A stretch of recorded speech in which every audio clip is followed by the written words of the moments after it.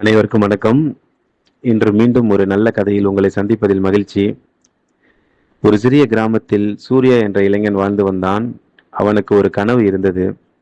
தன் கிராமத்தில் உள்ள குழந்தைகளுக்கு இலவசமாக ஒரு நூலகம் அமைக்க வேண்டும்.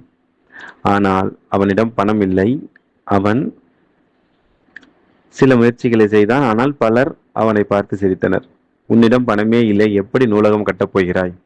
இந்த கனவெல்லாம் உன்னால் முடியாது என்று கூறினார்கள். சூர்யா மனம் தளரவில்லை. ஒரு நாளில் நூலகம் கட்ட முடியாவிட்டாலும் தினமும் ஒரு சிறிய முயற்சி செய்யலாம் என்று முடிவு செய்தான். அவன் தினமும் வேலை முடித்த பிறகு 1 மணி நேரம் கூடுதலாக வேலை செய்தான். அதில் கிடைத்த சிறிய வருமானத்தில் கொஞ்சம் கொஞ்சமாக சேமிக்க ஆரம்பித்தான். அதே நேரத்தில் பழைய புத்தகங்களை வீணாக வைத்திருப்பவர்களிடம் சென்று, நீங்கள் படித்து முடித்த புத்தகங்களை நன்கொடையாக தர முடியுமா என்று கேட்டான். முதல் மாதத்தில் 12 புத்தகங்கள் கிடைத்தன. அடுத்த மாதம் 35 புத்தகங்கள். 6 மாதத்தில் 200 புத்தகங்கள் சேர்ந்தன. ஒரு வருடம் கழித்து கிராமத்தில் இருந்த ஒரு காலியான அறையை சுத்தம் செய்து அதில் புத்தகங்களை அடுக்கினான். இன்னும் அது முழுமையான நூலகம் ஆகவில்லை. ஆனால் குழந்தைகள் வந்து படிக்க ஆரம்பித்தார்கள். இந்த காட்சியை பார்த்த கிராம மக்கள் ஆச்சரியப்பட்டார்கள். நாம் சிரித்த கனவை முயற்சியால் நனவாக்கி கொண்டிருக்கிறான் என்று உணர்ந்தனர். அவர்கள் அனைவரும் உதவ முன்வந்தார்கள். யாரோ ஒருவர் புத்தக அலமாரி கொடுத்தார், மற்றொருவர் மேஜை நாற்காலி கொடுத்தார். ஒரு தொழிலதிபர் புதிய கட்டிடம் கட்டுவதற்கு நிதி உதவி செய்தார். 2 ஆண்டுகளுக்கு பிறகு ஒரு கிராமத்தில் ஒரு அழகான நூலகம் திறக்கப்பட்டது. திறப்பு விழாவில் அனைவரும் சூர்யாவை பாராட்டினார்கள். அப்போது சூர்யா மேடையில் நின்று கூறினான், இந்த நூலகத்தை கட்டியது பெரிய பணம் அல்ல, தினமும் நான் செய்த சிறிய முயற்சி தான். நான் முதல் நாளே கைவிட்டிருந்தால் இன்று இந்த நூலகம் இருந்திருக்காது. இந்த நேரத்தில் அவனுடைய பழைய ஆசிரியர் மேடைக்கு வந்து ஒரு திருக்குறளை வாசித்தார்.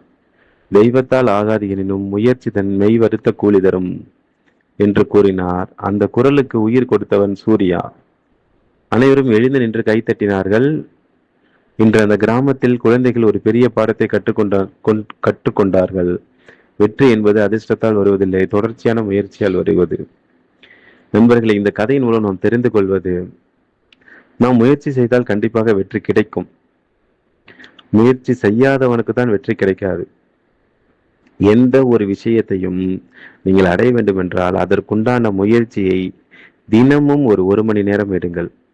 வெறும் 90 நாளில் உங்களுடைய இலக்கில் பாதியை நீங்கள் அடைந்து விடலாம்.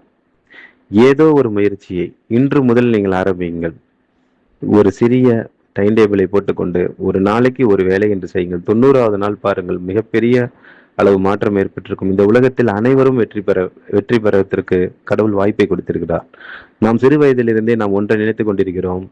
ஒரு போட்டி என்று நடக்கும்போது, ஒரு ஓட்டப்பந்தயம் நடக்கும்போது ஒருவர் தான் ஜெயிக்கிறார், பாக்கி 9 பேர் தோத்து போகிறார்கள் என்று.